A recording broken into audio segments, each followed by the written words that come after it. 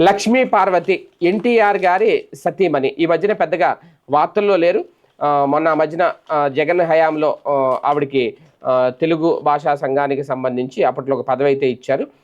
తర్వాత మళ్ళీ ఆమె టర్మ్ కూడా అయిపోయినట్టుంది కదా! అది ఇప్పుడు మళ్ళీ ఆమె గత కొద్ది రోజులుగా ఎక్కడున్నారో కూడా తెలీదు. వార్తల్లో కూడా పెద్దగా లేరు. ఇప్పుడు తాజాగా ఆయనకి సంబంధించి కోర్టులో ఒక చుక్క ఎదురైంది. దానికి సంబంధించి ఇప్పుడు ప్రధానంగా బసవతారకం ట్రస్ట్‌కు తననే మేనేజింగ్ ట్రస్టీగా నియమించాలని కోరుతూ దాఖలు చేసిన పిటిషన్ మీద ఒక ఎదురుదెబ్బ తగిలింది.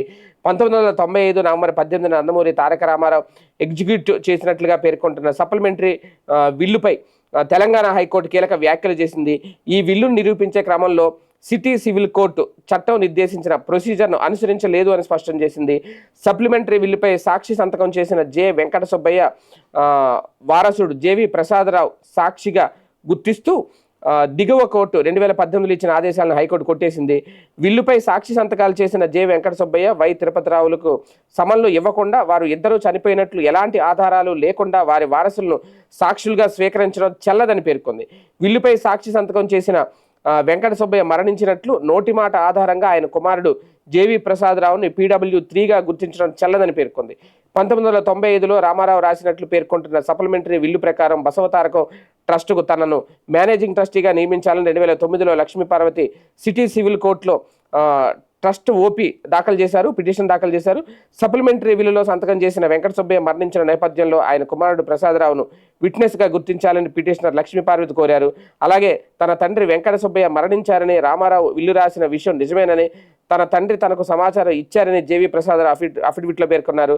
దీంతో దిగువ కోర్టు PW3గా ప్రసాదరావును విచారించేందుకు అంగీకరించింది. అయితే ఈ ఆదేశాలను సవాల్ చేస్తూ బసవతారకం ట్రస్ట్ నందమూరి బాలకృష్ణ, నందమూరి హరికృష్ణలు 2019లో హైకోర్టులో సివిల్ రివిజన్ పిటిషన్ దాఖలు చేశారు.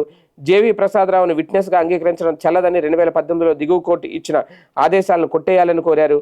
ఈ పిటిషన్పై న్యాయమూర్తి జస్టిస్ జి రాధారాణి ధర్మాసనం విచారణ చేపట్టింది. సప్లిమెంటరీ బిల్లును నిరూపించే క్రమంలో చట్టం నిర్దేశించిన విధానాన్ని అనుసరించలేదు. బిల్లుపై ప్రత్యక్షంగా సంతకాలు చేసిన ఇద్దరు సాక్షులు అసలు సమన్లు జారీ చేయలేదు. వారు ఎక్కడ ఉన్నారు, జీవించే ఉన్నారా, మరణించారా, మరణిస్తే డెత్ సర్టిఫికెట్ రికార్డుల్లోకి వచ్చిందా అనే అంశాలు పరిశీలించలేదు. బిల్లుపై సంతకాలు చేసిన ఇద్దరు సాక్షులు మరణించారని కేవలం నోటి మాట ద్వారా చేసిన విజ్ఞప్తిని అంగీకరించి వారి వారసులను సాక్షులుగా గుర్తించడం చెల్లదు అని పేర్కొంది. అంటే ఇందులో చిన్న చిన్న మిస్టేక్స్ అనమాట. వాళ్ళు మరణిస్తే వాళ్ళు డెత్ సర్టిఫికెట్ పెట్టలేదు, అక్కడ సరైన ఆధారాలు. మొత్తానికి ఈవిడికి అయితే మాత్రం లక్ష్మీ పార్వతికి కోర్టులో ఒక చుక్క ఎదురైంది, ఎదురు దెబ్బ తగిలిందని చెప్పాలి.